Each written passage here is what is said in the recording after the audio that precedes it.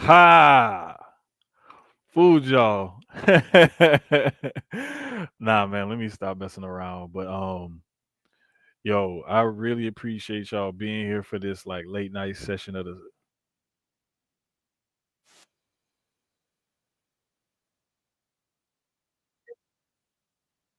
here.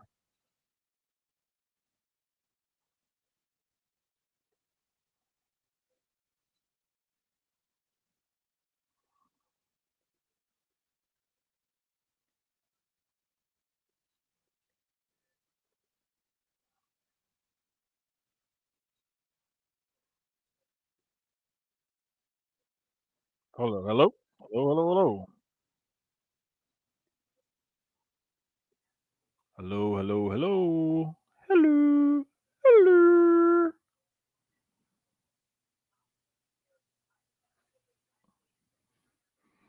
Can y'all hear me? I think I messed something up. Probably did.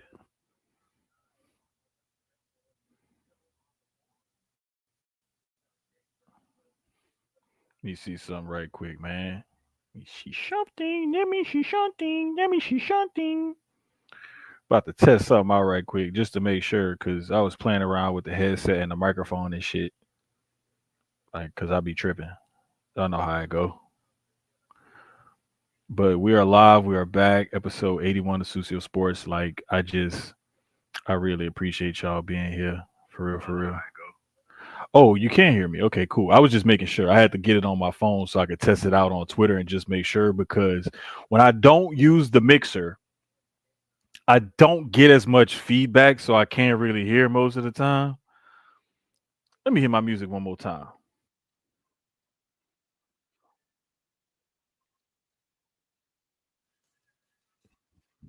Yes.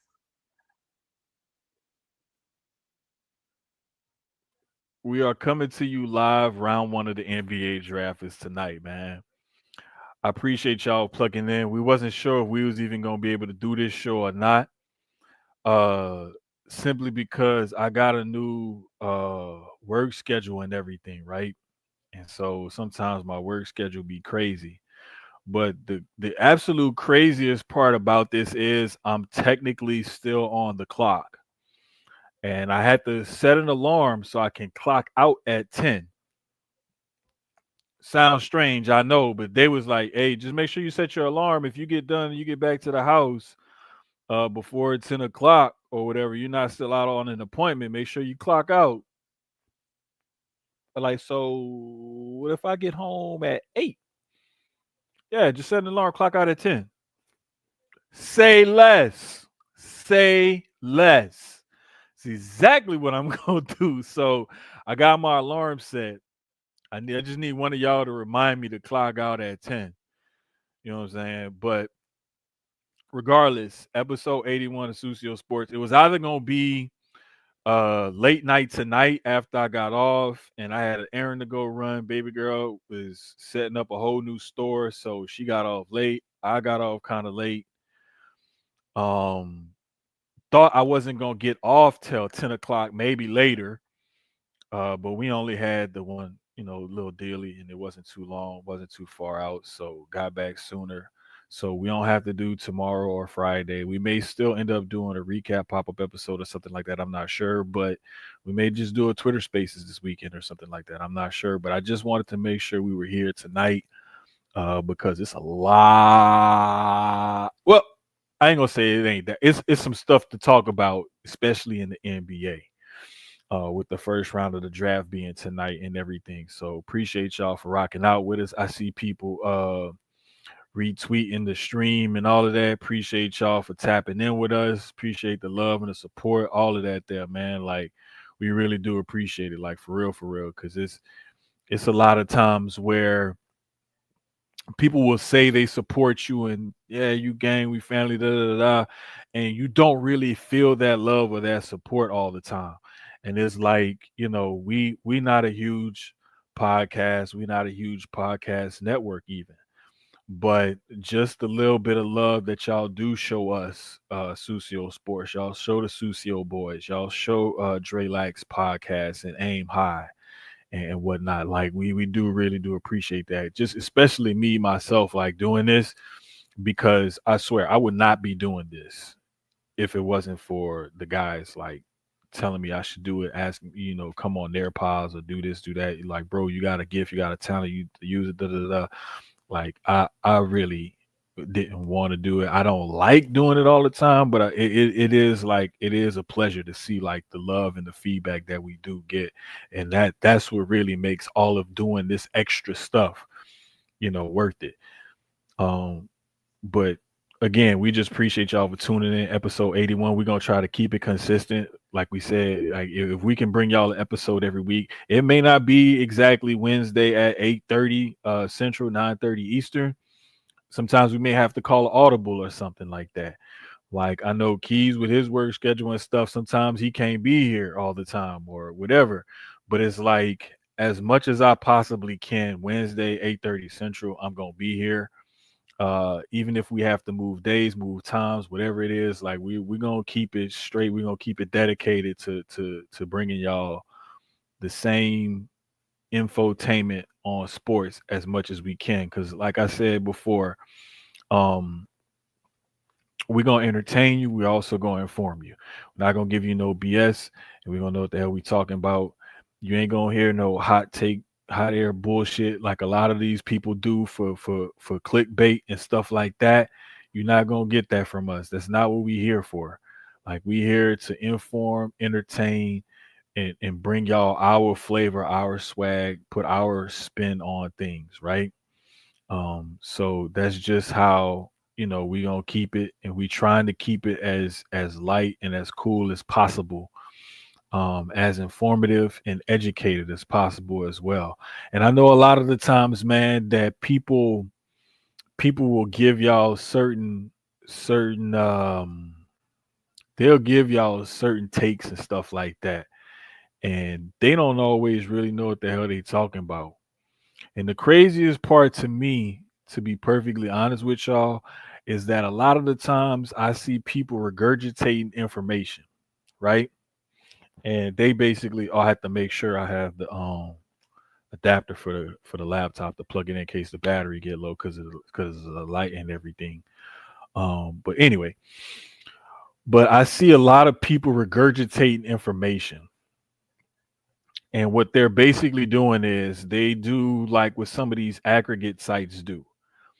And before I go any further, shout out to the sponsors, man. Jail Blasters and Inplay Dogs. Both the two of them. You feel me? Um,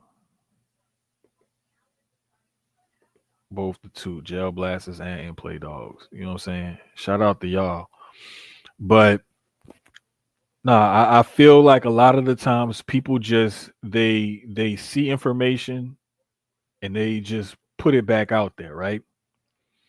Um, and they basically just doing it as a means to get clicks, get views, get attention on themselves.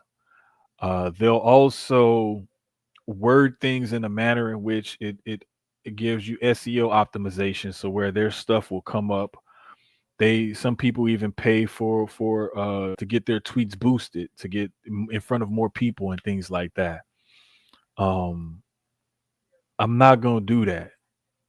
I'm a quote tweet or retweet credible sources and go with their information.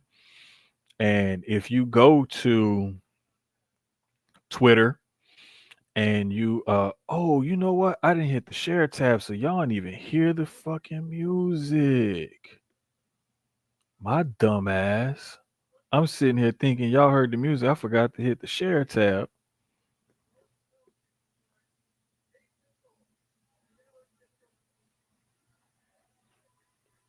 Okay, the Pelicans just picked up Asa Newell, forward from Georgia. I'll recap that the first round and everything for y'all in a second, but let me hit my music for real this time so that way y'all can, because I'm listening to it in my headset and I totally forgot to hit share. See, this is what happens when you start working a different schedule, different jobs and stuff like that. You be forgetting stuff. I wasn't even paying, my dumb ass wasn't even paying attention that I didn't even have it on the screen or nothing. I'm just jamming out to the music thinking y'all heard it and everything. Now I'm gonna hit my music.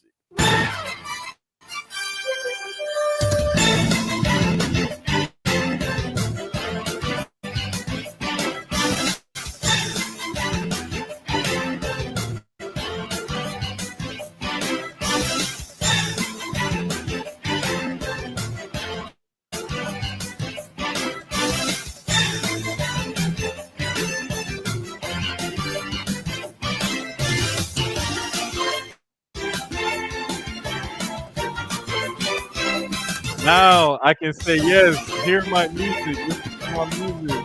Your song.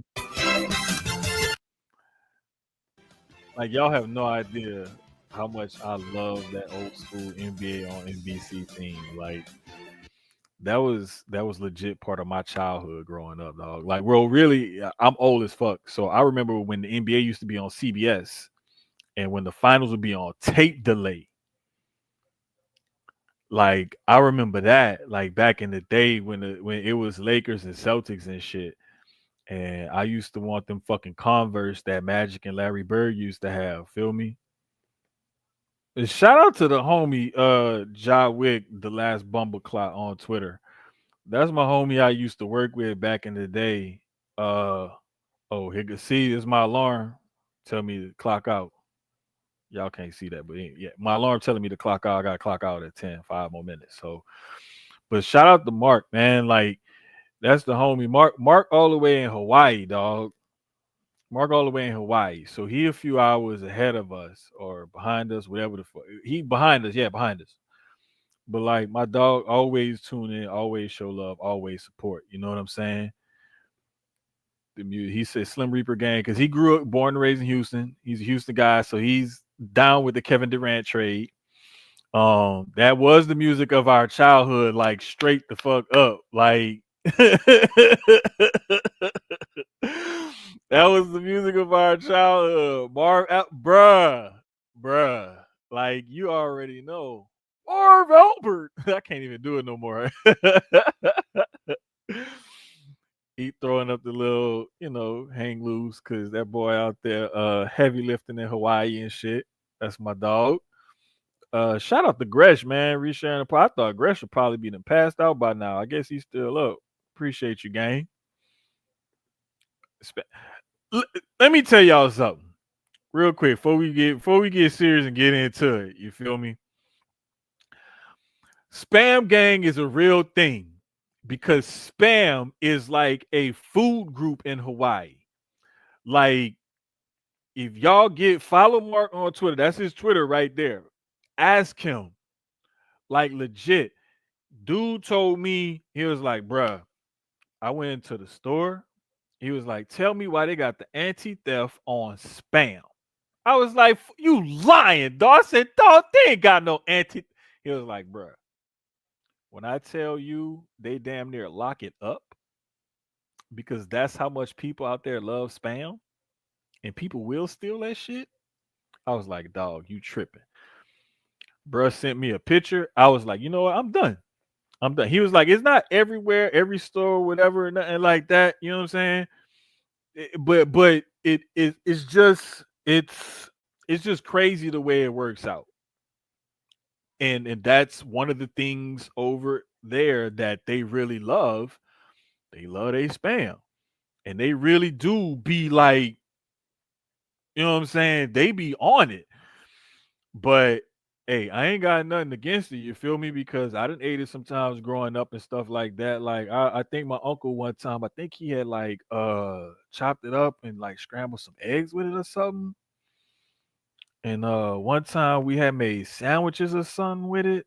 Man, my uncle used to do all kind of stuff. That's where I get a lot of that creativity shit in the kitchen from because my grandmother on my dad's side, like that's where I get the planning stuff out, cook a few things for the week while you off on the weekend because she was a nurse and then was a nursing supervisor and all that kind of shit. Like my grandma is a killer, not a killer. She didn't kill people in the hospital. She was a nurse, but like she moved up the ranks and stuff, and then she was like in some office shit. She didn't have to be like changing diapers and wiping booties and stuff like that. She was like on some administrative type of shit when she ended up retiring. Um, But like she knew she had a lot of fucking work to do during the week, and she had a real long ass commute. And she was like, I gotta make sure I cook when I can. And I cook to last us through the week. So I get that from her. And then my other grandmother, like she had 5 kids and my grandfather, plus the jobs that she worked, she would cook. And then she helped her and my grandfather, their homeboy, they helped him with his catering business and shit. And like my grandmother would literally cater like all the family weddings, all that stuff. Like she did all that shit. And so like just the volume of cooking, like how much shit I cook when I do cook, like I get that from her because I don't like I have a deep freezer and a refrigerator just because my grandma used to have a big stand up, big ass freezer in the laundry room. And then she had a big ass regular freezer in her kitchen. So like all of that extra shit, all that cooking stuff, all that stuff, like I get that from my grandmothers. And my uncle, my youngest uncle, who was like my older brother, basically, me and this dude used to get in the kitchen and just like experiment sometimes and just cook some shit. And after my grandmother got sick, that's when we really got into it. But like, nah, man, it was crazy though. Time to clock. Hold on, I gotta clock out first. Let me clock out.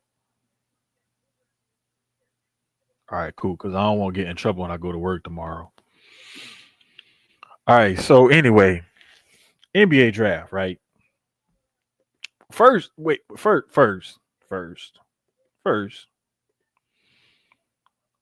we got some moves that's being made, right? Like shit is wild out here. Like we got like the Kevin Durant trade for it was oh shit, who was it? Jalen Green, Dylan Brooks, the 10th pick in this draft, which ended up being the center from Duke that's gonna go to Phoenix. What is his name? Malik, whatever the hell that boy name is, man. I can't even pronounce this. Kaman Maluak? Malush? I don't have a way to pronounce this dude's name at all. You know what I'm saying?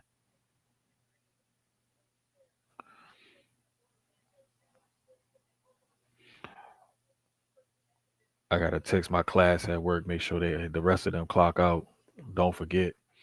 But I don't want them to get in trouble neither. But nah, like that he's part. So basically what they did was they traded Jalen Green, Dylan Brooks, Kaman Maluak.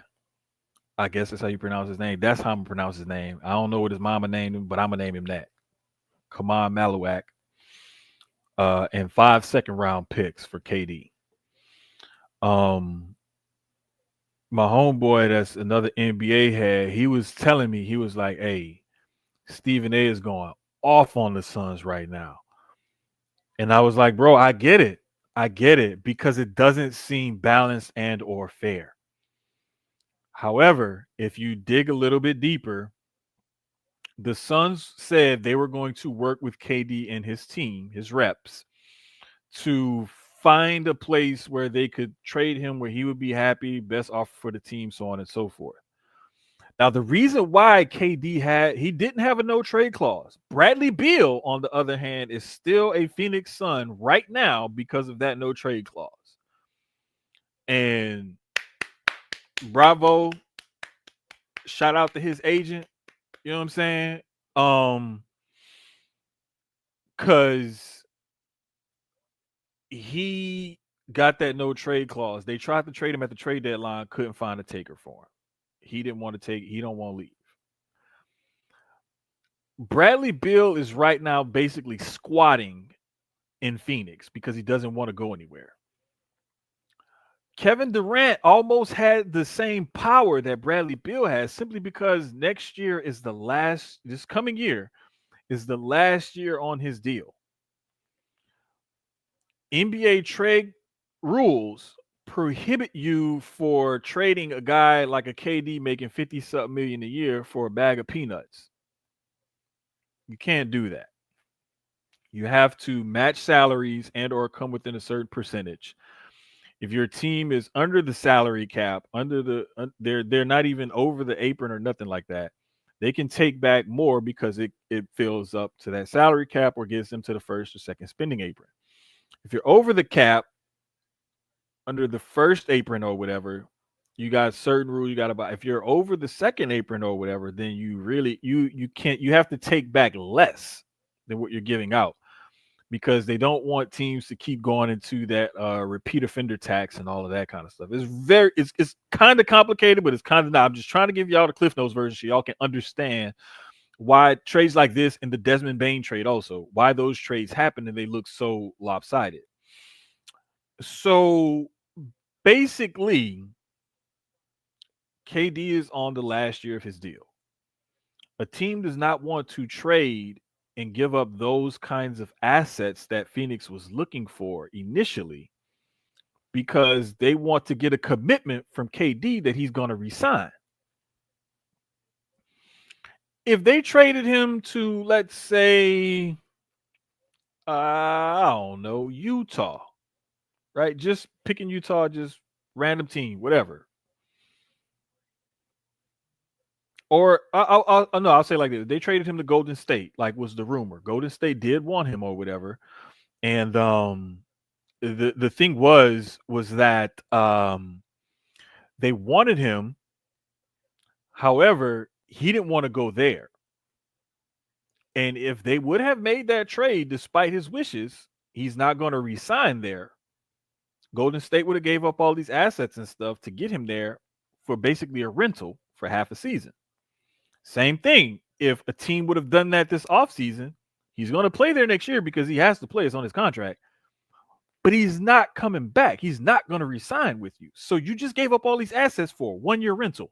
Nobody's going to do that because that's bad business, right? So what happened was KD says, hey, listen, trade me here, here, here, here, here. I'll go to those teams. I'm willing to resign with those teams. Those are the teams I want to go to. That's who you need to negotiate with. Outside of that, you're going to waste time and money. You're not going to get a good deal. List went from 5 teams to 3 teams. It was down to the Heat, the Rockets, and the Spurs, right? Spurs bowed out. They said, listen, we're not willing to part with the type of assets you're looking for and match the salaries and everything and jeopardize what we're building, what we already have. Spurs bowed out. Now it's down to only 2 teams, right? So now you're basically negotiating against one other team if you're the Heat or the Rockets. Whereas the Rockets made it a lot more palatable because they had the 10th pick, whereas the Heat have the 20th pick. The Rockets also had Jalen Green, an up-and-coming star in the league. Kid still has a ton of potential, and I think that he's going to, if he realizes at least some of that potential, he's going to do great things. He's already about a 20, 24-point game scorer. He's capable of doing more and doing better. It's just up to Jalen to, take his game to another level. He also showed that he's capable of playing good defense, decent defense at least this year, this past year, especially when he's committed to it. However, a lot of Rockets fans here in Houston fell out of favor with him when they saw his playoff performance. You scoring less than, 15, 10 points a game for 5 out of the 6 games, and you have that 136, 35, 37-point explosion. Every other game, you were a non-factor. It reminded me, it was a very James Harden-esque performance before a whole series, not just in an elimination game. I don't want to put that banner on him just yet as the guy who has all this potential but never realizes it, or who, I'm not going to say he doesn't have championship DNA yet, like we did with James Harden 10 years ago. We're still right about that because he still does not have a title. Rest in peace to Craig Shelton, my dog. Like we used to talk about that all the time. I think one of the Facebook memories I just recently had was a picture of me, him, and Angelo Lawford for when we used to do a Saturday and Sunday show, 7 to 9 p.m. over at KCOH here in Houston. So like I said, when I tell y'all I've been doing this, like I've been doing this since '09. Like just because I started Sucio Sports with Keyz about a year or so ago, I'm not new to this. I'm true to this. Like I don't even like to brag on myself or nothing like that, but it's just I'm just stating facts. Like you can literally Google my name and my credentials and stuff will pull up. Like stuff I've written, podcasts, different things like that. Like I have, you can Google me. I don't even like saying that because it feels weird to brag on myself. But oddly enough, I didn't even know. I've never Googled, I never looked myself up, none of that stuff. I always just I write, publish, edit, whatever, put it out there, boom, good. Um I don't like to toot my own horn or nothing like that. It's really hard for me to talk about myself and stuff like that and to tout my accolades or whatever. But like a lot of sometimes I just feel like it's necessary because I don't like when people like challenge my thoughts and opinions and don't think that I know what I'm talking about. I don't think that I've put any thought into this. I'm not one of these people, like I said, that you hear earlier, who just take other people's information and regurgitate it, or they put a cute headline or something that'll grab clicks and views and stuff and put it out there and try to go viral or nothing like that. Like, no, I do this because I love this. I've actually been doing this. Like since I was a little kid, I've always been into sports. That was always my thing. That's always what I did. So when I'm presenting myself to y'all, when I'm talking to y'all, like that's really me. That's who I am. That's what I do day in and day out, whether I was doing this podcast or not. I would be just as in tune, just as plugged in and everything else. But nah, man, it's just we're gonna bring it to y'all from a different perspective. We're not gonna shortcut nothing. I'm not gonna, say some dumb shit just to get y'all to tune in or bait y'all into some shit. Nothing like that. I'm not gonna do anything like that. Like I've put years into this, and because I'm doing this podcast, is because I want to bring y'all the as good of a different perspective on sports as I can bring y'all. Not none of this fluff and bullshit that y'all see out there most of the time. Because a lot of the times, to be totally honest with you, you see a bunch of stuff and you hear a bunch of stuff, and it's recycled ideas and people just repeating what other people say. And a lot of the stuff you see on ESPN, Fox Sports, or whatever platform, podcast, or whatever you get, a lot of that stuff, especially on TV, is heavily produced. They have research departments, they have producers, writers, showrunners, and everything else to set them up. And a lot of the times you just get talking heads. 20 or so years ago, what used to be a faceless, almost thankless job as sports journalists and writers certainly became media personalities because that's where they were pulling from. Now those guys are starting to get phased out in favor of former athletes.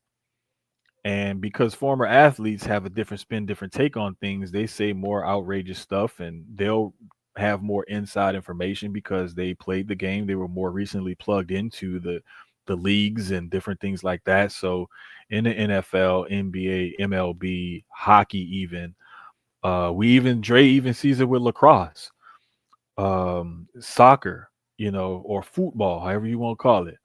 I do that because at the new job, one of my bosses is he's from England and he played soccer and everything else. And we give each other stuff all the time. But football, that's for Joe. Um, but and I know Holly will say that too. Sometimes she'll say most of the time she says soccer, but sometimes she get in her little foreign bag and she be want to go football. But like Holly, stop it. You from down south, like Texas City or whatever. Like stop it. But no man, but like you see the former athlete craze now because they're more willing to say the outrageous headline grabbing things and they'll do all of that kind of stuff and people will expect um they'll expect others to do that kind of thing, right? And it's just funny because yeah, that gets you clicks, that gets you views and all of that, but do you really stand on what you say? Do you really even believe in what you're saying? And most of the time they don't. And so that's why a lot of the times I just have to go on rants like this because I can't stand all the fluff, all the BS, all of the just the foolishness and the clickbait, you know. To me, clout is a more powerful drug than any bath salt, meth, crack, cocaine, anything you want to come up, opioids, whatever you want to think of. Clout is a more powerful drug than all of them put together. Because I've seen people that will just about sell their souls and risk their lives and reputations, literally risk their lives and reputations behind going viral or getting a bunch of clicks and views. And that's not what we about here. Like at least I know I pretty much speak for Keyz, but more or less for myself. Like that ain't me.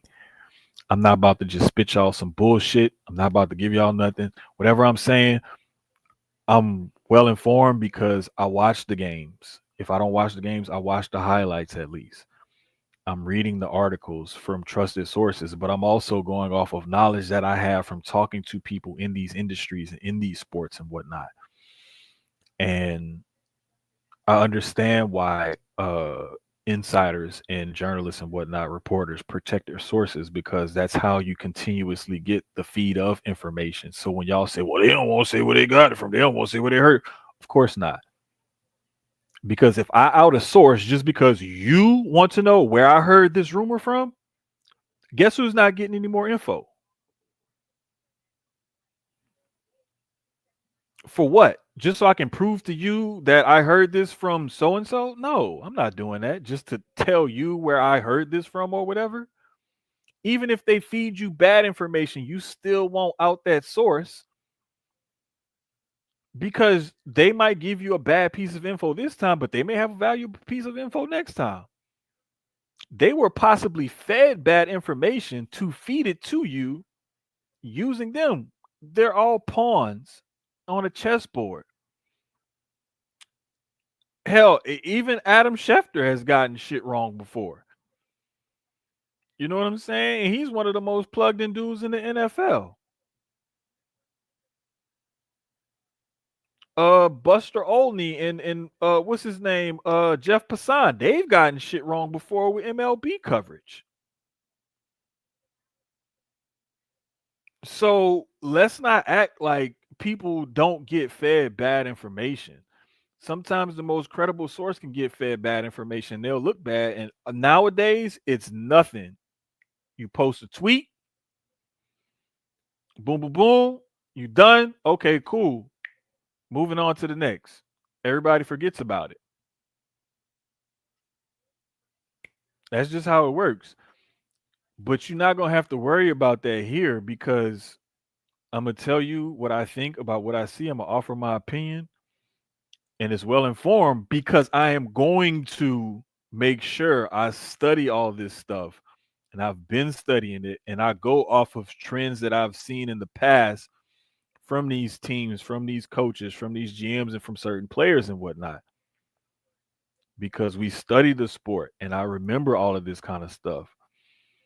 So anyway, all that shit being said, um, but the reason why the KD deal, getting back to my original point, I'm sorry, I'm going on rants because I was just feeling it tonight. I apologize.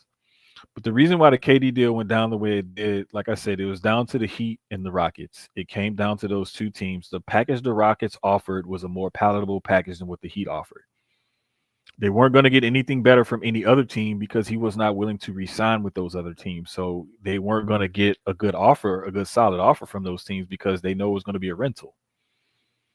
And it later came out that basically KD and the Rockets were almost working together to get the price lowered on KD so it would lower what the Rockets would have to give up to keep more assets here to either play with KD and or make other moves to build a better roster around KD in these next couple of years that he's 9 times out of 10 going to re-sign probably that 2-year extension on top of this coming year. So KD will be 37 in, I believe it's September. So before the season starts, KD is going to be 37. He's going to play there that year 37, 38, and 39, most likely when he signs that 2-year extension. So that's just the way it worked out. Mark said, "Shout out to Unc with the spam, bro. You know how hard that spam and scrambled eggs combo goes. I know you know. I know you know. Shout out to him for reposting the stream. Crazy that Stone made leverage for himself. Hey man, I'm not gonna say he bad in 1,000, but dude he's doing a pretty damn good job. I will say so myself. I gotta give him his props. I know talking to and listening to Joel Blank locally here at ESPN 97.5 with the Killer Bees, him and Jeremy Branham. I believe they're on 3 to 6 Monday through Friday, if I'm not mistaken. 3 to 6. Yeah, 3 to 6. Um, but if you want more like inside basketball and especially Houston Rockets, tune into them. But bro, like Joel knows his stuff because he worked for the Rockets for a good amount of years, and he's seen a lot of things come and go. And he has stories for days, not just about the Rockets, but about life in the NBA itself and the way things work and how things go and whatnot. And man, just sometimes just some of the listening to him tell stories and just even some of the off air conversations like we've had with Joel and texting him and stuff like that, like Joel knows his shit, and Joel will definitely um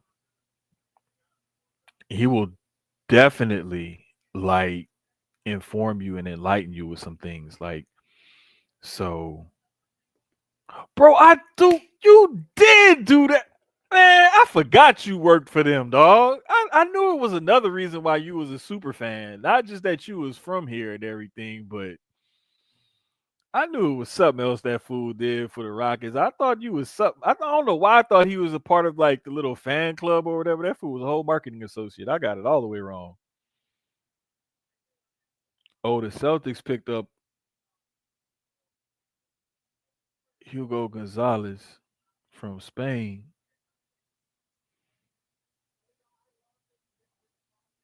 It's crazy because I like that kid's athleticism and shit. He about 6'6.5", 6'7", about 220, 230, or roughly 225, something like that.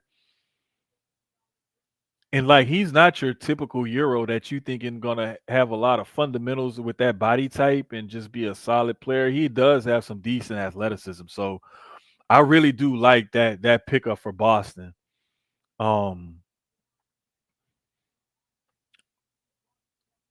High motor, passive rim protector is one of the notes that they had about some of his strengths and everything. But shout out to them, man, because that was a good pickup for them. I really like that move for them. Like real talk, seeing a little bit of what Hugo does, man. But yeah, it's some crazy stuff though, bro. Oh, you talking about Ace Bailey, the wing player, 6'9", 6'10" wing or whatever. The Jazz picked him with the number 5 pick. It was crazy because the homie House, shout out the House, man. That's my guy. But shout out the House. House said he sent me a text. I was finally on my way home. I could barely like I was just barely like hearing some of the shit and whatever. And he was like, "Hey, you think anybody gonna pick up who gonna draft? How far you think Ace Bailey gonna fall? Something like that." He texted me. I had like just got like right before he texted me. I saw the alert on my phone. I pull up to the stoplight because I finally got off the freeway. I see House text me. I look at the text and I'm like, hey, you think Ace Bailey get drafted? You think he fall in the draft? I was like 0% chance. The Utah Jazz just picked him a little while ago. And because House, I think House was still at work. So I don't even think he was. I don't think he had the alerts and shit set up on his phone or nothing. Like House didn't even know. I was like, bro, he just got picked like a few minutes ago. He was like, yo, for real? I was like, yeah, dog. I was like, and it's crazy. Worst case scenario by him doing all that extra drama and stuff that he did pre-draft. Guess what happens? You go somewhere where you didn't want to go.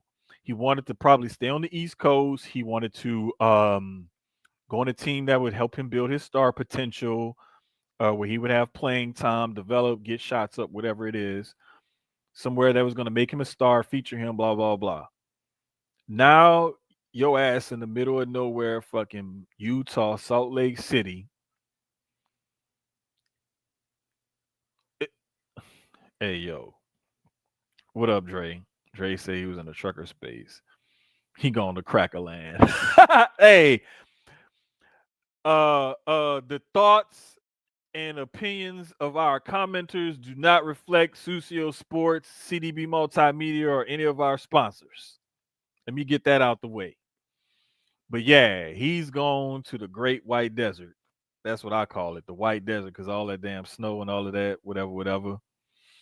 Um, so hey, it is what it is. But I don't know, man. That one baffled me because had you done your due diligence, you probably could have gotten drafted third by Philly and been in a situation that's more conducive to you being where you want to be in a big market and so on and so forth.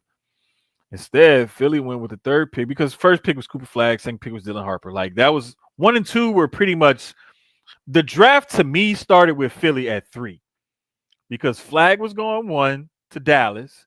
Harper was going 2 to the Spurs. Like we've known this for almost 2, maybe 3 weeks now, especially at number 2. Number 1 was set long time ago when Flagg declared for the draft, number 1 pick. Whoever gets number 1, they draft Cooper Flagg. Like that was just. Some people tried to say Ace Bailey or whatever. No, it was gonna be Cooper Flagg. Where it came in was, do you take Dylan Harper or Ace Bailey second? If you're second, who's the second pick? That was the talk. Closer things get to the draft, it's like, okay, looking at these two guys, Harper or Bailey from Rutgers. Draft lottery happens, Spurs got the number 2 pick, and it's like, wait a minute. They should probably take big. Well, we don't know. Bailey pre-draft stuff is not working out and all of that. Don't want to do workouts for teams. People are like, okay, you know what? You're gonna probably fall in the draft. VJ Edgecombe started rising up because VJ Edgecombe is a very athletic, guard. 6'4", probably about 6'5" with shoes on. Very athletic, explosive guy. A very good defender as well. The weaknesses they say is how Edgecombe operates on and off ball at Baylor. His ball handling ability to play with pace and make shots off the dribble are still a work in progress. Notice they did not say anything about his motor, his athleticism, or his ability to play defense. It's the ball handling, play with pace, and make shots off the dribble. Spot up, he was still, it was all right. I mean, it wasn't terrible, but it still needs a lot of work. But you can do that and everything. But I love this pick for Philly, especially because there's talks about them potentially moving Paul George in the trade and whatnot. So there's a lot that's going on. But yeah, man, it's interesting to see like how everything gonna work out, how everything gonna go.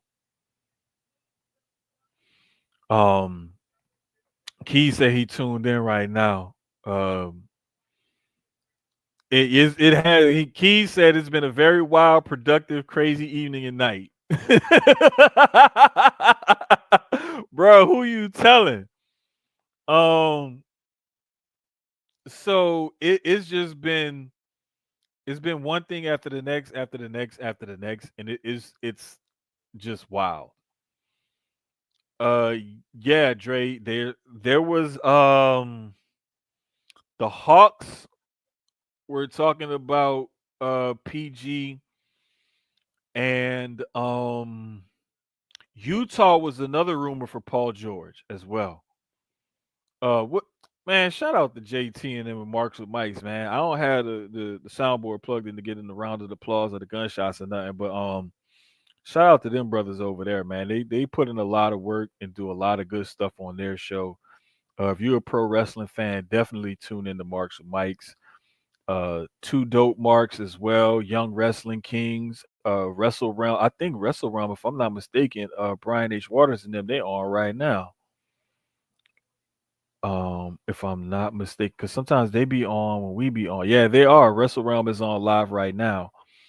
So if you got a second screen, a second device, or you want to open up another tab or something like that, tune into them brothers right there because those brothers actually went to school for video production and all this kind of multimedia stuff, and they're actually shoot jobs are that kind of stuff, and they do this on the side. So and JT and them do a great job over there, Marks and Mikes, with their graphic, the underlaying music and whatnot, and very informed takes as well. And the reason why I'm shouting out all these other pods, number one, because I support my people, regardless of whether they show me love or support me, and all those guys do. Just saying, whether people show me love or not, I'm going to support because I just want to see everybody win. But number two, all of these guys put real work into their pods. They don't just turn on the lights, turn on the cameras, plug up the headphones and microphones, and just start talking. They put in the work to watch wrestling or sports, whatever it is, and talk to y'all about it. They develop topics, they pull up graphics and whatnot. Like they put in work on their pods to give you a good presentation and a well-informed presentation as well. So that's why I'm always gonna big up and shout out my people because it thank you, Dre. It's all about helping the independents. Matter of fact, quick story. Like Dre is a truck driver. Dre was working for another company or whatever. Dre homie gave him the game. Dre was like, bet I'm going independent too then. Long story less long, little pulling back the fourth curtain one day, Dre sent me something. I was like, who the fuck is this? I was like, man, I don't know if I should like take this or like what? Turns out this fool sent me something from his business instead of his personal. And I'm like, what is this? Now it dawned on me after I was like, wait a minute. I know who this is. This fool the whole time. I totally forgot the name of his company and stuff. When he went independent, he had to register his DBA and everything to so he could, get his tax and paperwork and everything straight. Man, I'm happy for that dude. Though. I wish I had the applause, the soundboard. I just didn't feel like hooking all that up because I got off. My daughter got off. We both came home. We was both tired because she was busting her ass all day. I was busting my ass all day. It was like, look, we're just gonna do the pod tonight. Fuck it. But anyway, um, but yeah, man, it's all about helping the independents. Like JT said, all gas, no brakes. For real, game is to be game is to be told, not sold. Exactly. And I'm always big up and shout out those guys because I know the type of work that they put in behind the scenes before they get in front of the camera to do what they do and to give y'all the best product that they can give y'all.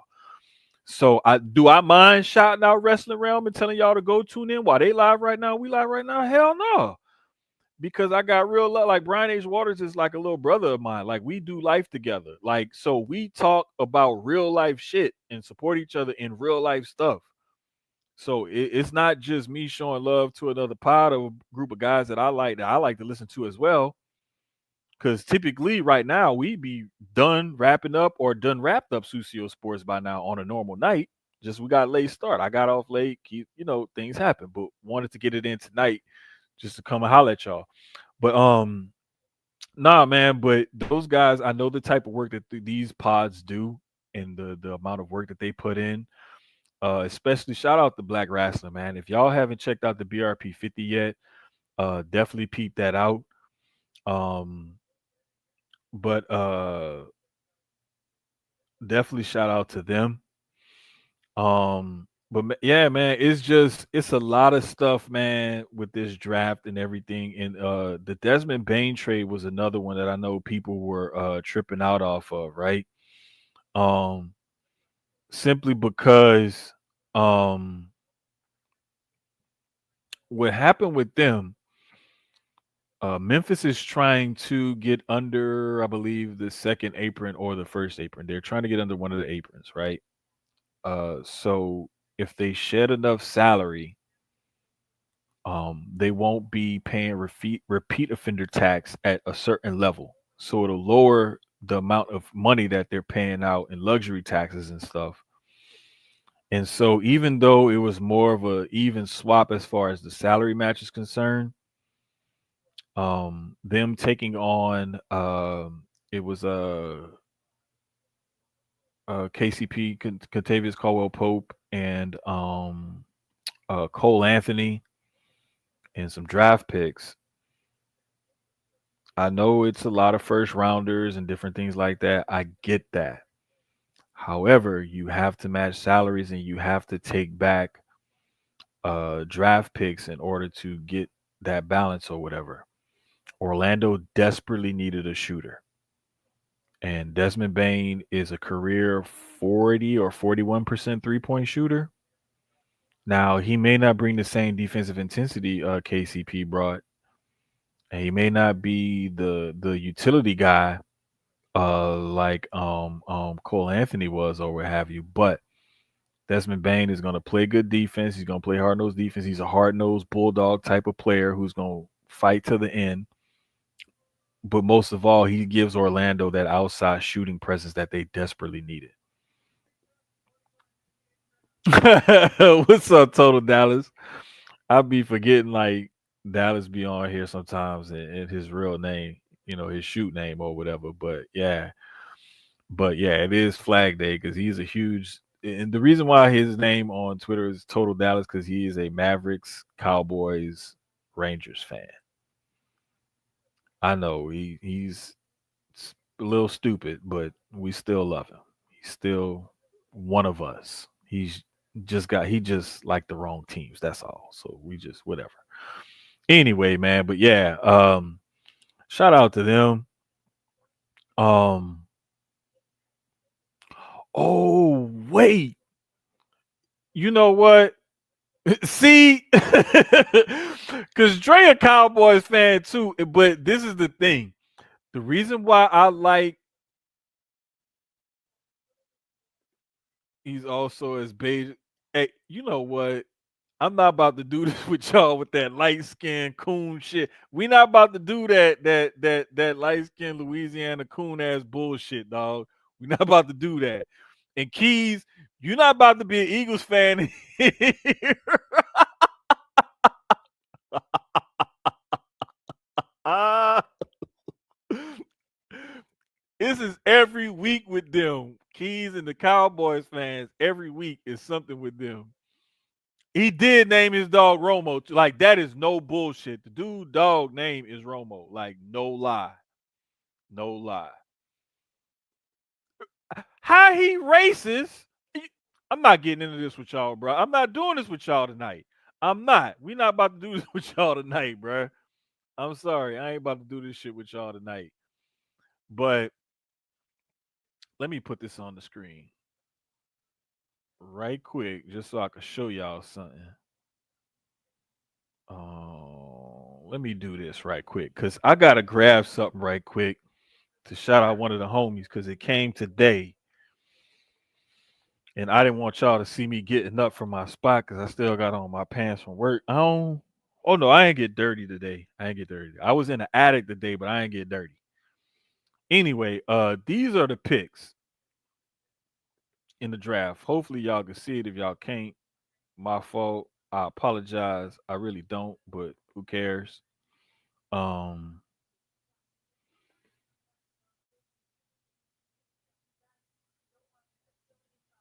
Here, let me go back to this look right quick. All right. Anyway, so what we got is Cooper Flag, Dylan Harper, Edgecombe, Con Knuppel at number 4 to Duke, from Duke to Charlotte. Uh, some people, excuse me, some people said that was a wild pick. I don't think so because Knuppel is the best shooter, or was said to be the best shooter in this draft. Right?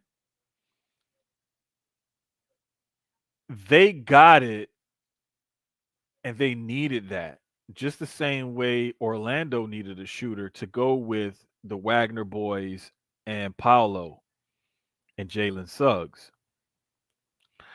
What I love about Charlotte getting Knuppel, now you get Melo and Brandon Miller with a playmaker.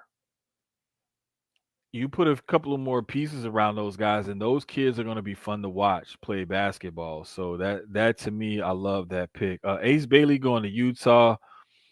That's going to be interesting as hell to see what they do because they wanted to build around Laurie Markkinen. Ace Bailey kind of reminds me a little bit of like a Tracy McGrady almost, or like a KD or something like that, probably. But he has a lot of ability. It's just what is he gonna do? Trey Johnson out of Texas at 6. The other guard, Jeremiah Fears from OU at 7 to the Pelicans. Brooklyn took Igor Demon out of Utah. Long, rangy, string bean type of guy.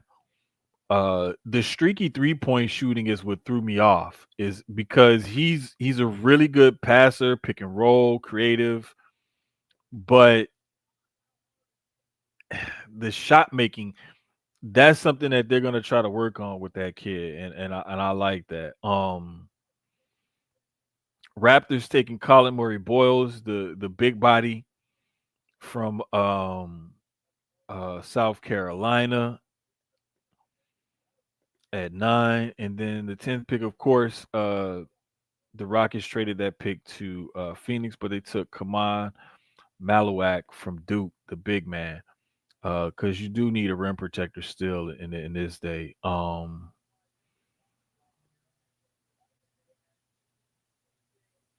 It says who won the draft. Phoenix says, Key says he thinks Phoenix won the day. Did Bailey screw himself? He has to live in Utah instead of Philly. Yes, I think he did. I think they really fumbled that whole marketing. I want to be in this type of market or whatever.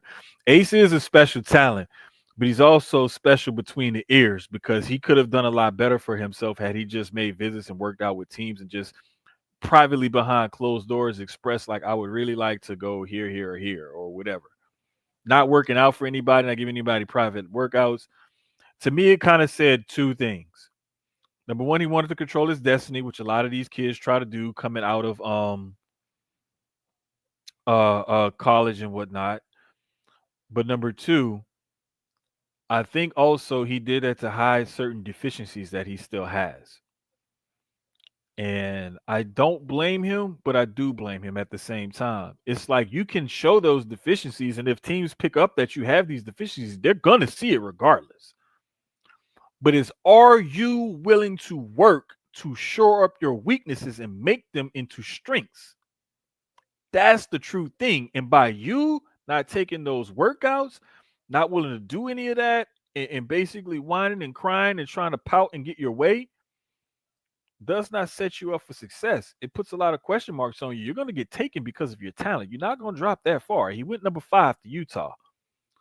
But the thing is, you didn't have to go to Utah. You could have went 3rd to Philly had you done the right thing, but you didn't. So now you in Salt Lake City, my guy. Have fun.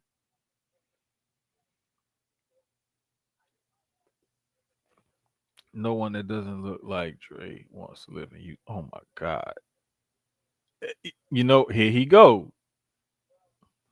I'm half Mexican. That's racist. Mexicans live in the cold too. That is true. That is true because there's some fire Mexican food in Chicago. And I got a homeboy I went to middle school with who opened up a couple of restaurants up there. And Brian was saying that some of his favorite employees are Mexican, Hispanics, and whatnot. So it is. Toronto was stupid for not taking Malaway. I was thinking that too, Keys, because taking the undersized big man in Murray Boyles, like they say, his questionable shooting limits his value off the ball and complicates his fit in some lineups given his lack of size. Is an unconventional big with a style frame, great toughness, and an intriguing combination of playmaking ability and defensive versatility. Being able to rotate and stuff is cool. That's great and everything. And that's much needed in today's game. But at the same time, like you could have had a rim protector there.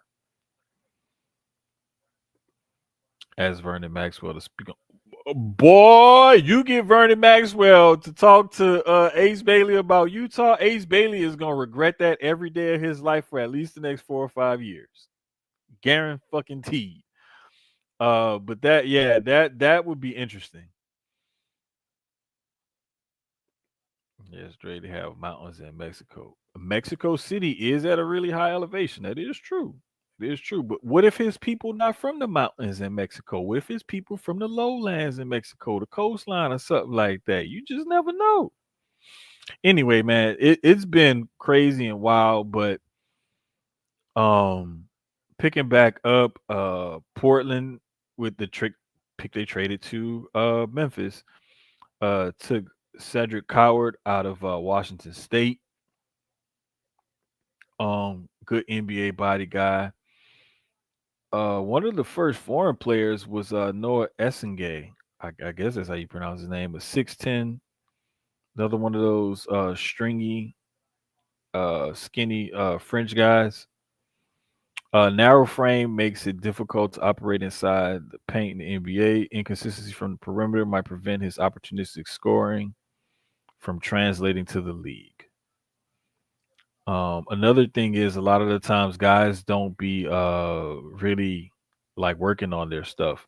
Number 13, the pick by the Hawks, which has been traded to the Pelicans, was Derek Queen from Maryland. Big body guy, 6'9", 250. He lacks the length and explosiveness for an NBA center and struggles with poor conditioning, which makes his upside defensively unclear. He will need to develop ability to stretch the floor as he's stuck between the power forward and center positions currently. I think if he goes there and he really does like get with a Trey Young, a shooting coach, or somebody like that, and works with the staff and everything, I really think that he can be something. Carter Bryant, forward from Arizona, that pick from the Spurs was traded to the Hawks. Uh, Thomas Sorber, center from Georgetown, another 6'9", 260 something. That pick was from the Thunder, was traded to the Heat via the Clippers. While he stuffed the stat sheet, he lacks a degree of explosiveness to raise the ceiling as a finisher and defensive anchor. Missed the final month of the season with a toe injury that is expected to keep him out of NBA Summer League. Stuff like that really does hurt guys in their rookie year, but if they recover well and rehab well and the team works with them well, they'll definitely make up for it, I believe, towards the end of the season. Yang Hansen, big man from China. This was crazy because he came into the draft combine maybe like a second round pick or so. After that performance at the combine, he shot up to the number 16 pick, which Memphis traded that pick to Portland. Portland is definitely getting one of the most unique talents in this draft because 7'1", 253. I'll read his strengths and weaknesses because a lot of people don't know about him or whatever. Yang is a towering presence with his size, including a 9'3" standing reach. He had an excellent showing at the NBA Combine, validating his strong 2 seasons in Chinese CBA. Slow-footed with questionable awareness, intensity, and agility guarding in space. Yang has significant questions to answer defensively. He doesn't offer the floor spacing potential one might hope to compensate for his lack of explosiveness. Now, he did show the ability to step outside and shoot. It's a lot of the times that these guys don't do this stuff consistently enough. Oh, Dre says people from Monterey and Guadalajara. Key says Queen is a special talent. I think he can be, man. It's just like when you get those guys that's like a tweener between the big man positions or whatever, that's sometimes where you gotta find the lane on offense and defense to really gear to and contribute into a lineup and wherever you go. So a lot of the times, guys who have certain body types and or skill sets or whatever, and they kind of caught in between certain positions like that, you got to find a lane to carve out your niche when you get to the next level. Find out what team you get drafted to, how they want to use you on offense and on defense. Get with the coaching staff and the training staff early. Hey, what do you guys need me to work on? Where do you think I fit into this lineup, into this rotation, and so on and so forth? What do you want to see from me, from what you've already seen from me, and why you drafted me? Where do you see me fitting into this team? How can I help you? And working on all those things, getting in the gym, getting with a nutritionist, hitting the weight room, and all of that kind of stuff. And this isn't just for guys to lose weight and or gain weight. It's for the conditioning, because the 82 game schedule is a grind, and you got to bring it 24/7, 360. Hey man, Keyz is stupid, bro. They didn't already put it's called Cooper Shag, and they done put the Dallas Shag on Cooper Flag now. I'm done. I'm done. I'm done. And on that note, we'll have the first sip of the night. Oh man. But yeah, man, it's been a crazy draft. Total Dallas says he's gonna disagree with the Suns. I don't know, man.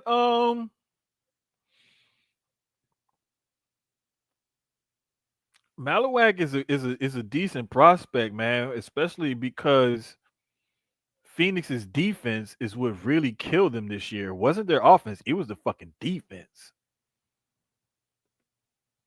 That fool said he had his until 90. Yeah, because you got older and started working and shit, and you had to get a real haircut. What up, DJ? I've seen you sneaking here. I think Carter Bryant is going to be a Steelers draft for the Spurs. And I was getting to that next. Maybe so. But he's going to Atlanta in one of those side deals. So that's the other thing. He's not going to stay with San Antonio. That pig's being traded to. Oh no, is it from Atlanta? Hold up. No, they got that pick from Atlanta. I'm sorry. He wasn't traded to. They got that pick from Atlanta. So yeah, you're right. He does have a varied skill set. The only thing is, like this is saying, a modest role on veteran Arizona, lack of degree of polish as a ball handler, decision maker. He is lowest usage ratings in this draft.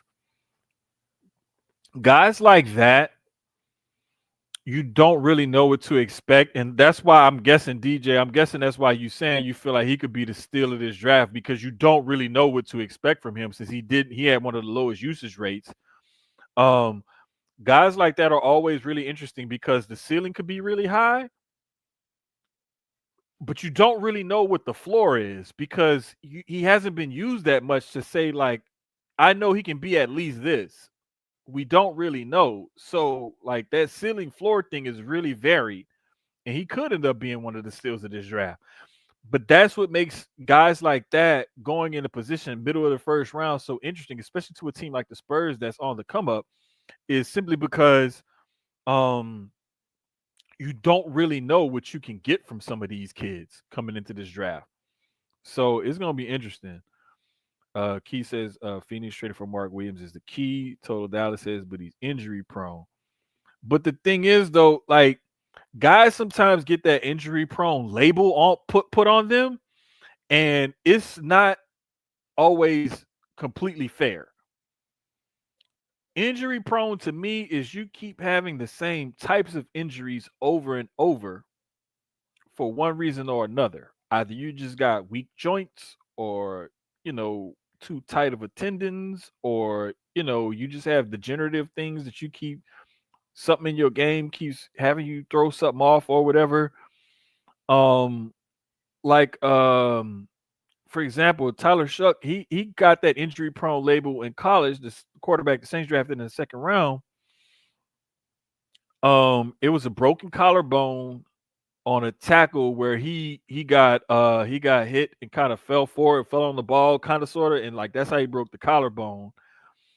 And then I want to say the knee or ankle injury, it was another way he took over and got tackled like some kind of weird way and broke the leg or whatever.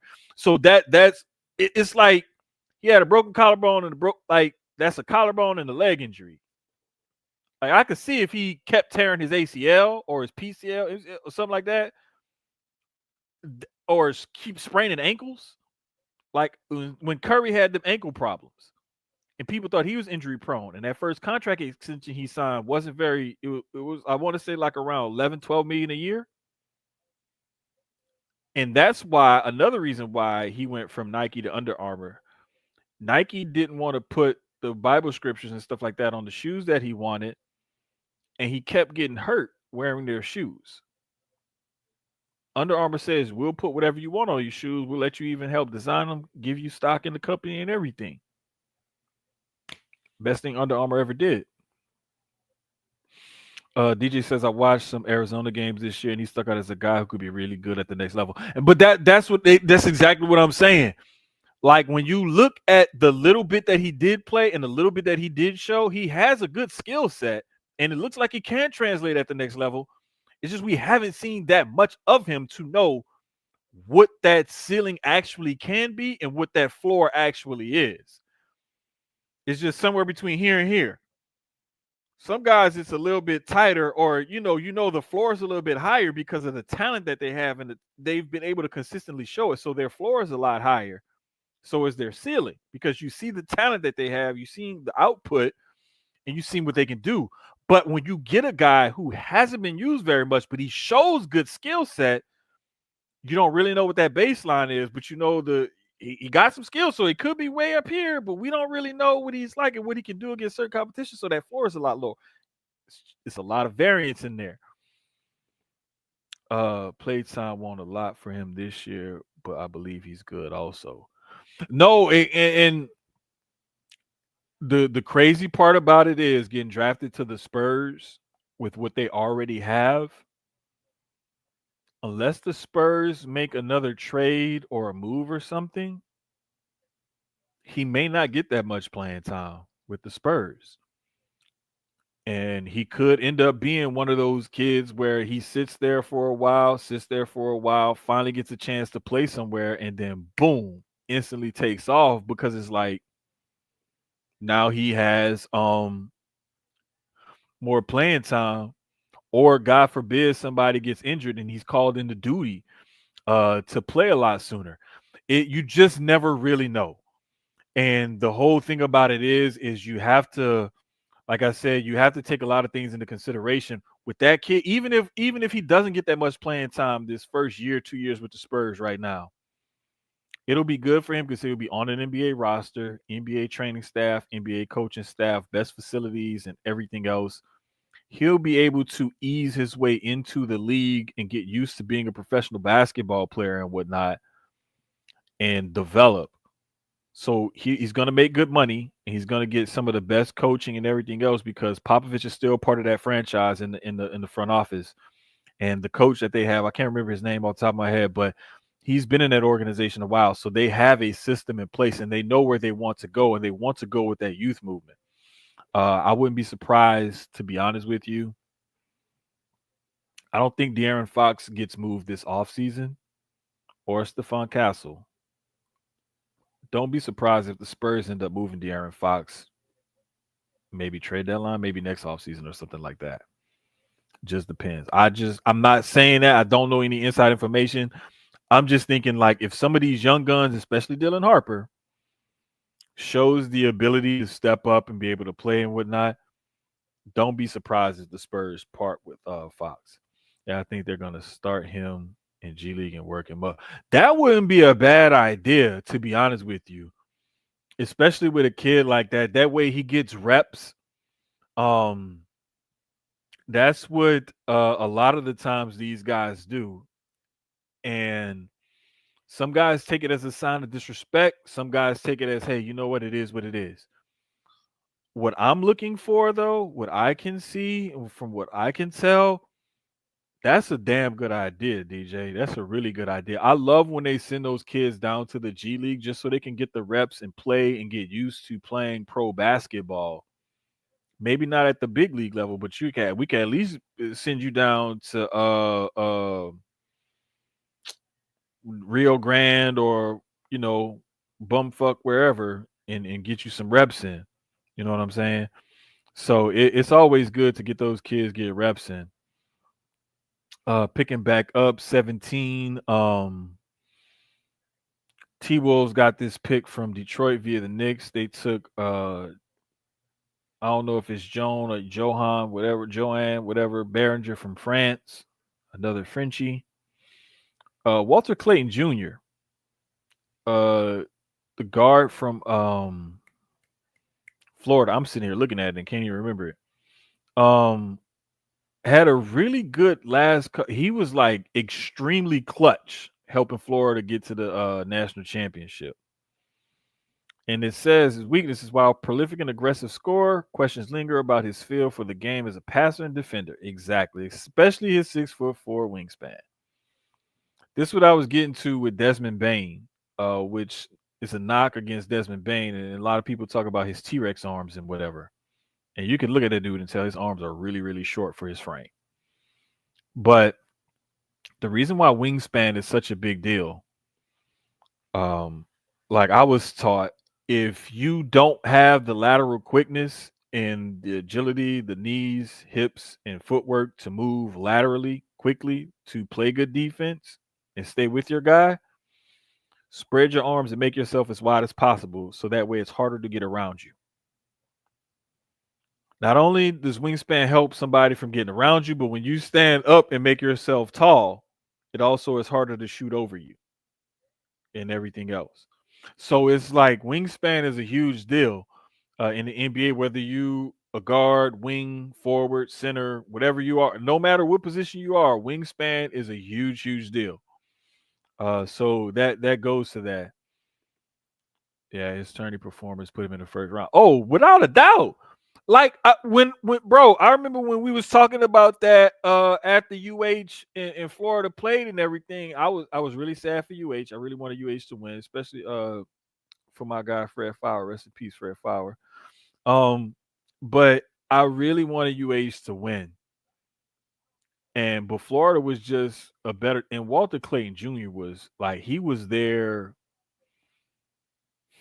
I don't want to overstate it and I don't want to understate it, but he was the main catalyst for them getting to where they got to. So I love that for the kid that he got drafted and everything. Another Frenchie, Nolan Trois. I ain't trying to pronounce that shit, man. Brooklyn got that from Milwaukee via the Knicks. Little guard from France, 19 to the Nets. The Heat got Kasparis, Jack Conch.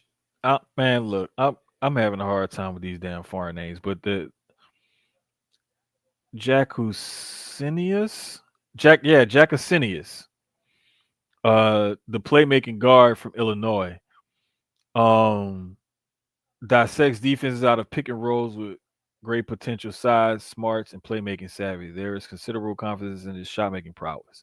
Now, the weakness is not as explosive, typical Euro type of player. Jacquesionius struggled with turnovers and shooting consistency as opposing defenses locked in and home late in the season. He has some questions to answer on the defensive end and learning to stay in front of quicker defenders.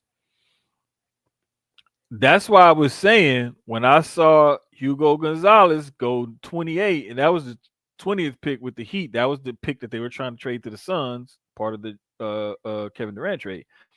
That's why when I saw Hugo Gonzalez, when you look at the ESPN, I'm just using their stuff because I just pulled up their website real quick to use their info. But it says Hugo Gonzalez, strengths, aggressive swingman with excellent frame, whose inconsistent minutes have hindered his ability to demonstrate the potential he showed over a decorated junior career in Spain. Weaknesses: 11 minutes a game for Real Madrid over a long season. He remains unpolished in several ways for the highest levels, notably as a shooter.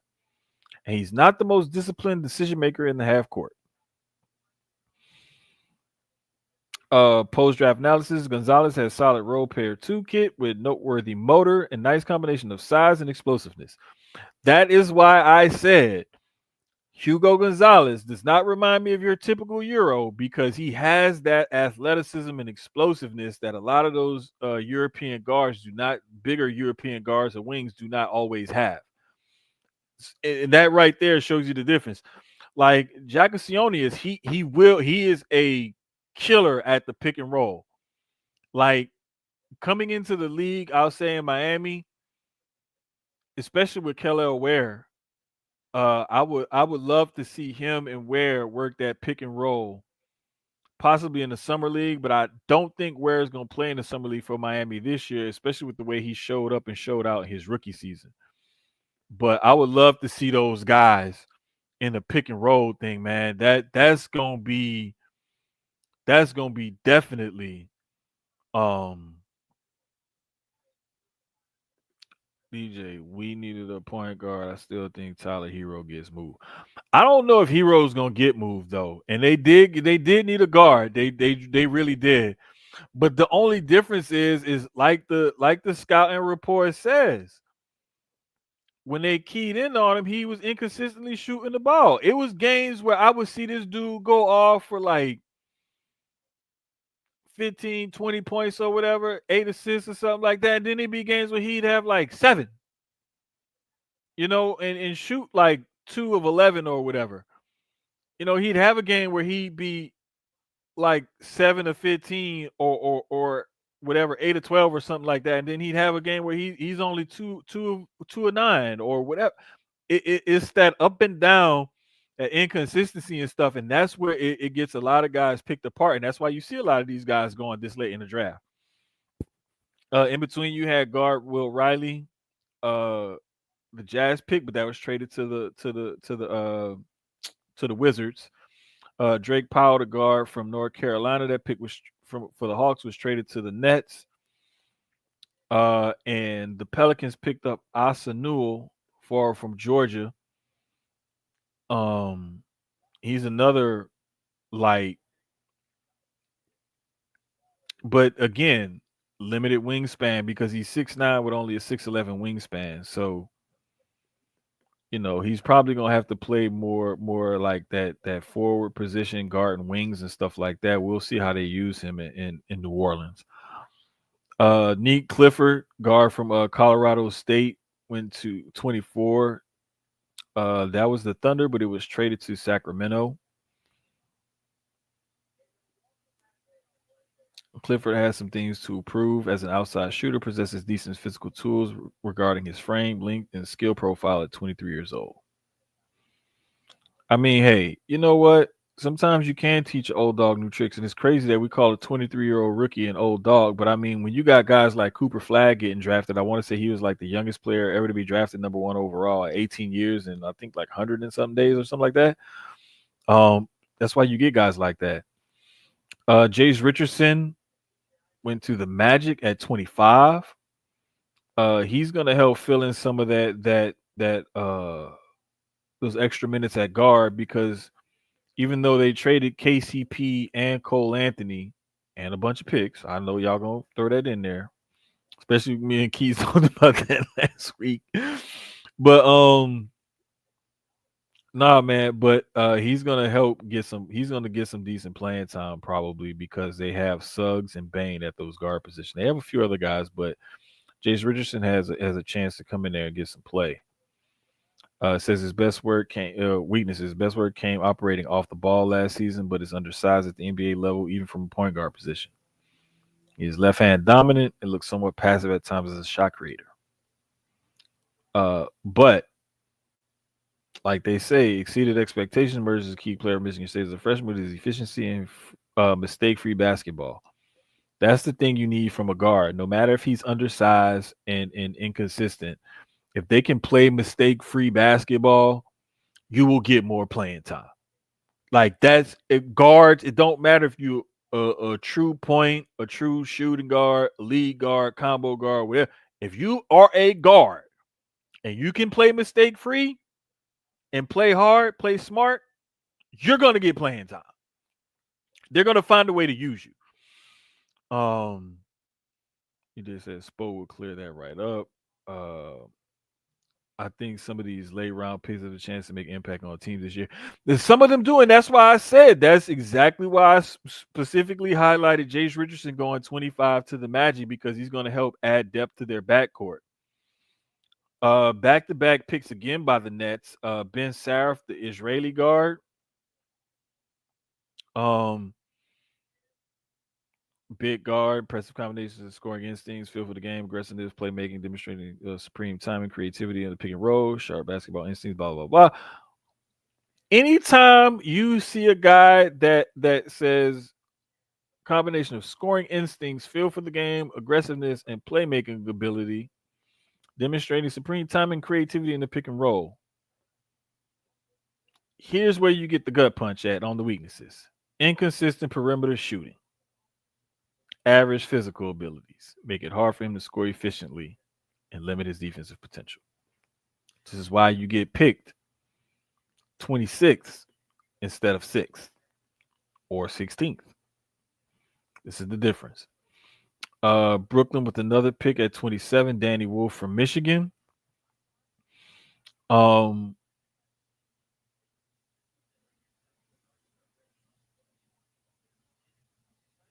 things to improve as a shooter: 39%, 34% from three, and only 59% from the free throw line. That's the thing that kills me, especially about these stretch fours and fives. Is like you can hit 34% from three, but you only hit 59% from your free throw line. Really? Like that bothers me big time. Again, we already said Hugo Gonzalez, 28 from Spain, going to Boston. Uh, Liam McNeely, the 6'7" guard from UConn, went to Phoenix at 29. That pick was traded to Charlotte. So Charlotte's going to have another guard, um, 6'7" frame, and he can really shoot it from deep. Will struggle to score efficiently. Even though you shot 38% from three, you struggle to score efficiently. Not making shots as consistently as scouts would hope, 44% on twos and 32% on threes. He is a career 38%, but this past season he was only at 32. Lacks a degree of strength, quickness, and explosiveness, which limits him as a finisher and a one-on-one defender. That's why they say big wing with skill, low feel for the game, toughness to fill an important role. His numbers this season belie his actual ability. I mean, that's why you get them kind of scouting reports and you get picked 29th. But him going to Charlotte, hopefully playing with a LaMelo and a Brandon Miller, and also those guys getting Con Knipple from Duke, another dead-eye shooter, one of the best shooter in this draft, supposedly. That's what makes me feel like, a guy like a Liam McNeely can succeed there in Charlotte because he's going to get better open looks. So as far as you was talking about DJ, like some of these guys making the impact, if McNeely can get some playing time with that second unit and can just be a spot up shooter, he may excel at that in that role. And this is again going back to what I was saying earlier. When these guys get drafted, if you get with your team, get with your coaching staff, get with the front office and everything, hey, where do you see me fitting in? What do I need to do? Excuse me, what do you guys need me to work on? How do you see it playing out in this rotation, so on and so forth? Like, this is why getting in and getting the work as soon as possible is going to be beneficial for these guys. I love the draft. I love it every year. It's always one of my favorite times of year because you learn a lot about these guys. Last pick of the first round, the Clippers pick Yannick Conan Niederhauser from Penn State. And Niederhauser does not look like a Yannick Conan Niederhauser would look. He looked like a light-skinned black dude from I don't know, California or something. But his name is Yannick Conan Niederhauser. Late blooming Swiss center whose size, length, explosiveness, and defensive potential were on full display at the G League Elite Camp. Weaknesses: with just average feel for the game, he lacks a degree of physicality and intensity, not always making impact one might hope for, particularly against better competition. 6'11", 243. Like, I believe that kid is only 19. Is it? Why didn't I? Ace Baldwin still looking to cook on.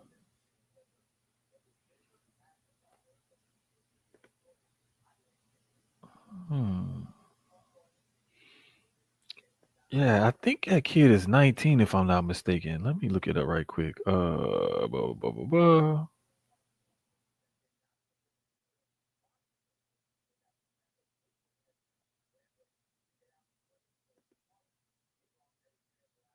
I'm sorry. He's 22. 22. My bad. I thought he was younger than that. I don't know why I thought he was much younger than that. Because it was a lot of these kids that were foreign players and whatnot. Like, I really thought that they were. I thought that they were. I thought he was another one of those younger guys on the younger end of the spectrum or what have you. But I guess he wasn't. So there it is. But yeah, man, first round NBA draft, it was pretty crazy. We back. Like, oh, y'all wildin'. But nah, man, interesting first round. Um they do not do the second round on the same night anymore. So second round is gonna be tomorrow night. Um the second round is typically where you get either depth or you get quality bench players, role players, guys who may get more time in the G League and whatnot, like DJ was suggesting earlier with Carter Bryant. This would be a good idea for him. You do get sometimes when you get first rounders who will get sent down to the G League and whatnot. It happens. It is what it is. However, one thing that I do know is that you don't know where talent is really going to come from. And a lot of these guys may not be looked upon very highly, but they can get in a system and a program in which they have opportunity and time to shine. And next thing you know, they're, turn into a fucking Manu Ginobili, or they turn into a Nikola Jokic, or you not necessarily saying that all those guys are going to turn into Hall of Fame MVP type of players, but you do get some value and stuff like that, and it's not something just to throw away and forget about because you never know where talent can come from. Second round live on PBS. No, fool. You know it's gonna be on ESPN, you dummy. What do you think now that it's just baseball till NFL training at this time of year is always a low period? You know, and I was probably gonna get into that next week, DJ. But since you asking that question now, I'll touch on it now. It's still a lot to look into because summer league is about to start shortly. Uh, NFL dead period is always the time to watch because you always want to watch guys who may get hurt doing workouts. Watch for guys doing stupid shit while away from the game and on vacation. Um, just seeing what guys in the NBA are having surgeries and whatnot, who's working out with who, since trades and free agency is taking place and whatnot. Um, so there's a lot to still look at and look into. I know for a fact lacrosse is growing strong right now. Um, there is also, I believe, some soccer and stuff that's still going on right now. Hockey's done also, so it ain't even playoff hockey to watch no more. Shout out to the Florida Panthers, back-to-back NHL champions. Big ups to them. Um, but it's still stuff to look at with basketball and with football. It's not just baseball. Um, I want to say, dang, I can't remember what golf tournament is. Just, I know the U.S. Open was like last week, 2 weeks ago. But I think there's another big golf tournament that's coming up soon.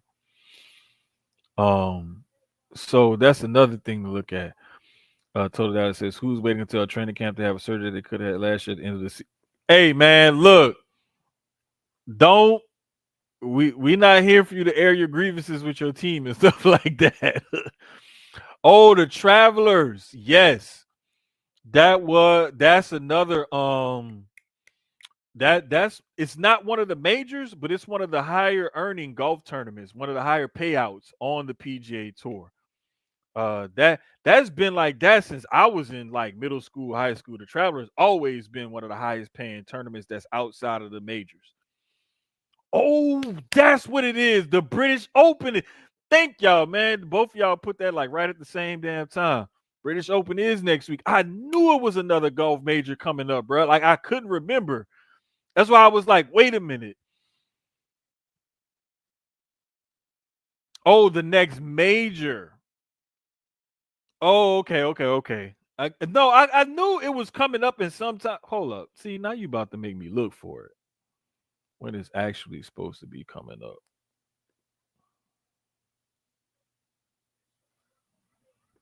Take a look at the schedule right quick. July 17th through the 20th. So yeah, so we get the Open as it's called. We just call it the British Open because it is the British Open. That's how we call it. Mama named Twitter. I'm gonna call him Twitter. But yeah, that's July 17th. So we will have that to look forward to in between. Yeah, thank you, DJ. You did say it. I switched screens and I couldn't see that you had posted the comment or whatever. But yeah. So we do got some stuff now that basketball's over and OKC has done away with the Pacers and whatnot. I said OKC in 7. I mean OKC in 6. Keyz, I believe, said Pacers in 6 or 7. I know he said Pacers. I can't remember if he said 6 or 7. But anyway, both of us were wrong. I still had OKC. It just took him 7 games. Keyz was wrong all the way around because he had Pacers. But yeah, great series, just as I expected. Um, Halliburton's Achilles injury was definitely a turning point in Game 7. However, even if he played on that calf strain, I still don't, or even if he was 100% healthy, I still don't think the Thunder was losing that Game 7 at home. I'm sorry. Because in this playoffs, playing at home, coming off a loss, they were almost unbeatable. Yeah, you were another one that said Pacers in 7. I knew it was somebody else that said that. They had a legit shot, and that injury did suck. But like I just said, I still do not believe in my heart of hearts if Hallie was 100% healthy that the Pacers were going to win that Game 7. What would have happened was it would have been a much better game. It would have been a closer game. Thunder would have still pulled it out, in my opinion. That's just my opinion, though. I'm just saying. It is what it is.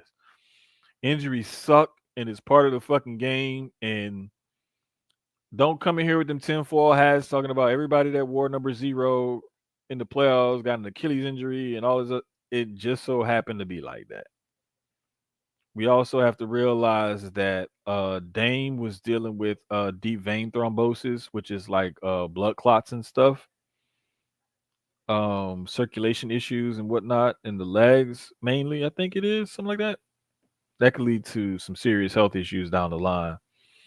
I believe JT just popped his, and Hallie had calf strain that ended up leading to an Achilles tear, similar to what KD had when he tore his a few years ago.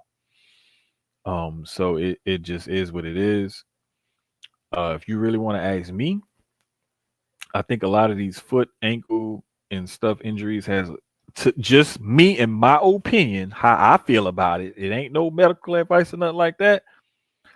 When boys started playing with them low top shoes, and I blame Kobe for this because he started that trend because he started making basketball shoes more like soccer shoes, even though guys plant and cut on the pitch or the field, whatever you want to call it. I still think playing in mids or high tops is better than playing in low cut shoes for basketball. That's just me in my opinion. Guys gonna still get their ankles taped, wrapped, supported, and everything else, but it's something about a shoe that gives you a little bit support around the ankle that I just feel personally is better for you. That's just me in my opinion. That's just how I feel about it because I'm old school like that. No, but the injuries are stacking up and needs to be more research done on it. And here's the thing, though. Here's the thing.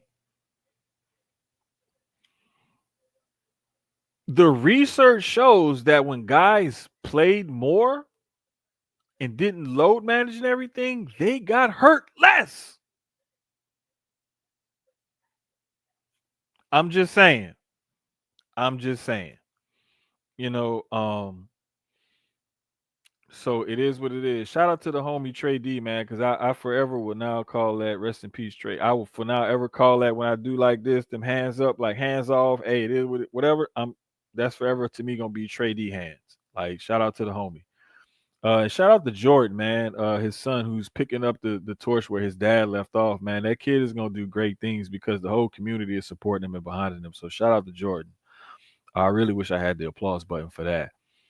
Shout out to Trey's dad, man, who's also helping young Jordan out and keeping that legacy alive, man. Big Terry, I believe is his name, or whatever it is, man. Shout out to them, man. Much love to them. Um, Dame, Hallie, Kyrie, Tatum, all out next season. That's tough.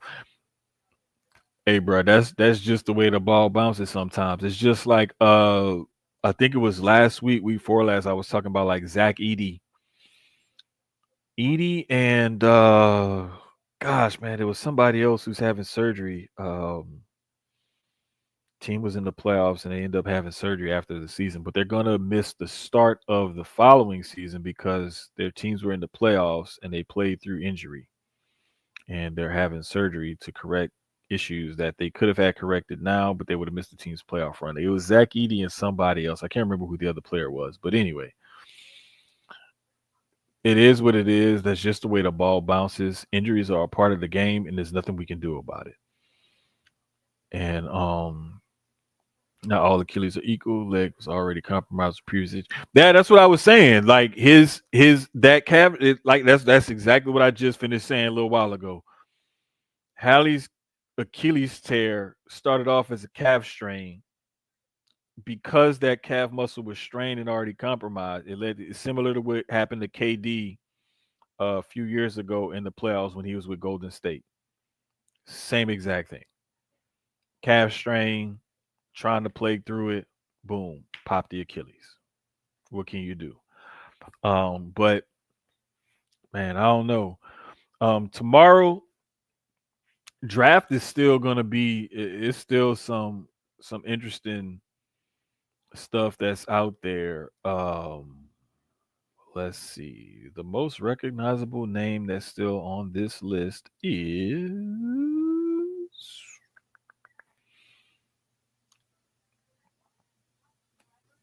the first name that sticks out to me is Janai Broom from Auburn. He's actually the 10th best available on this list. 6'9", 249 strength. Broom is physical and highly productive inside-outside threat with good feel for the game. A finalist for the Wood Award. He was the best player in college basketball for stretches at a time last season. Weaknesses: lack of great length and explosiveness. Broom got by on timing and tenacity in college, but might be more of a situational fit on both ends of the floor in the NBA.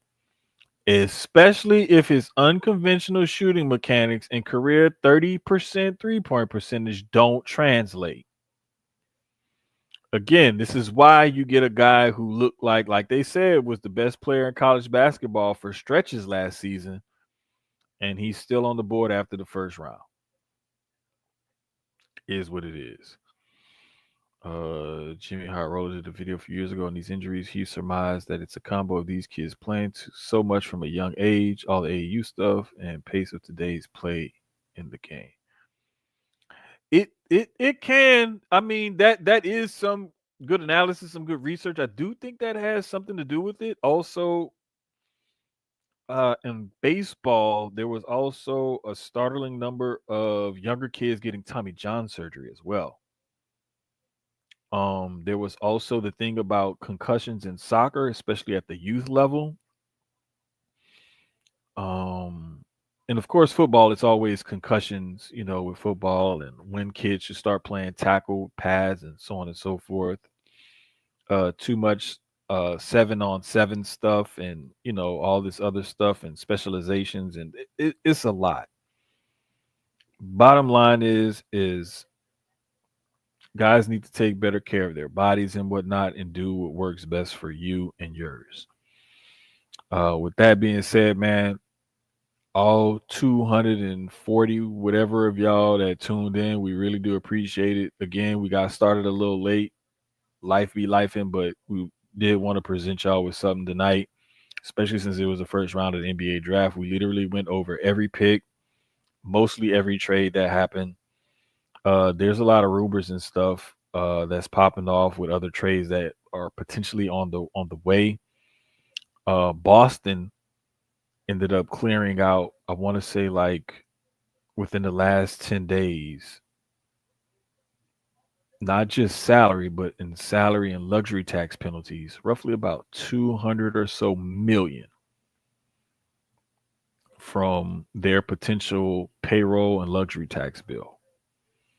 So when you see them trade a Porzingis and whatnot and do all these other moves and things like that, it's reasons why teams are doing that, because that when you're over that second apron so many times or years in a row, you do pay a repeat offender tax.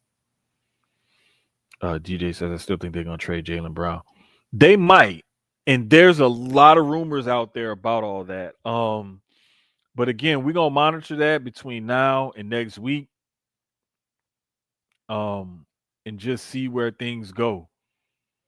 Total Dallas is agreeing with DJ. Like, but see, this is the thing. I would not be surprised if they don't.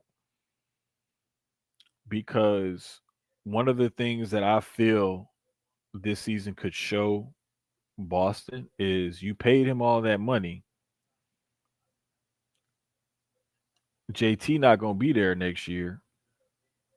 See what Jalen can do as the guy. See what he gives you.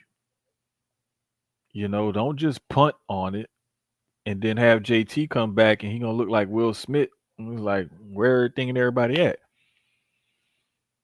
Keep JB and see what he can do. I mean, you could still end up trading him at the deadline if y'all not in it, or if you feel like you're gonna get a good offer, or